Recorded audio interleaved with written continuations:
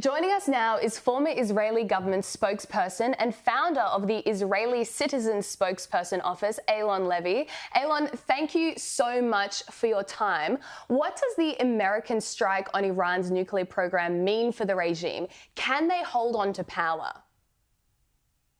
Well, that's for the regime to decide now whether to escalate and attack the United States. If the regime that has been chanting death to America and death to Israel retaliates against the United States, I expect the US will respond and it will deal a critical blow to the regime. But that's not even the ultimatum that's on the table at the moment. President Trump is saying Iran must make peace now, and he's not going to settle for anything less. The regime that has impoverished its own people, enslaved the Middle East, spent $500 billion trying to build a nuclear weapon in order to destroy Israel, needs to surrender and admit it's game over. Otherwise, the United States says it's going to keep attacking and the regime will be in danger. I'm curious, Eylon, about the wider Middle East. How are other Middle Eastern countries reacting to the developments of today? Talk us through that. In private, I expect Arab leaders are celebrating that the United States has taken out the single biggest threat to the stability and security of the Middle East. No one wants an Iranian regime to get nuclear weapons. They know that would be a massive danger. And the United States has just stepped in and done everyone an absolute service. So I expect they're glad to see the Iranian regime being weakened. This is not the war Iran was expecting to fight. It filled the Middle East with proxy armies in order to destroy Israel and protect its nuclear facilities. And now the Iranian regime is completely alone. Yeah, and just on that point about Iran's proxies around the Middle East, what does this mean for Hezbollah, Hamas, the Houthis, the proxies that Iran has been funding and training to rain terror down on Israel in the Middle East? Are they going to be significantly weakened because of these strikes against Iran?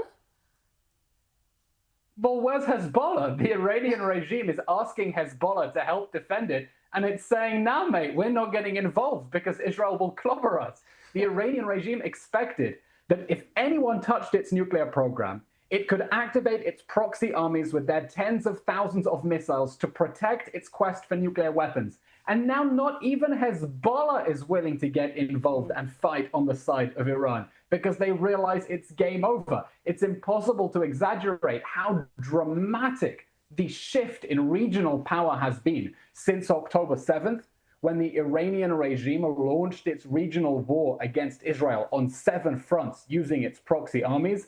And now the United States destroying the Iranian nuclear program, and even its proxies won't risk fighting for Iran.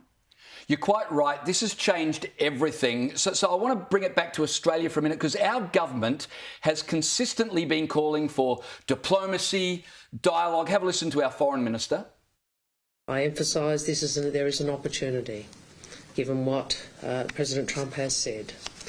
There is an opportunity over the next 2 weeks for de-escalation, dialogue and diplomacy. That is what we want to see, and that is what the world wants to see. Iran must come to the table and it must stop any nuclear weapons program.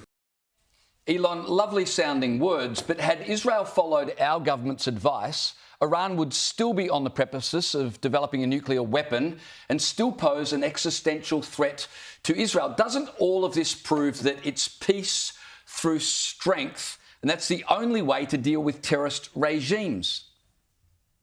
Absolutely. If you are not prepared at the end of the day to use military force, then the Iranian regime knows that you can't threaten it and will race ahead towards nuclear weapons. The only reason the Iranian regime has to negotiate now is it knows that Israel and the US will continue pummeling it from the sky if it refuses to negotiate. Diplomacy failed. Just yesterday, the Europeans tried again. You know why it failed?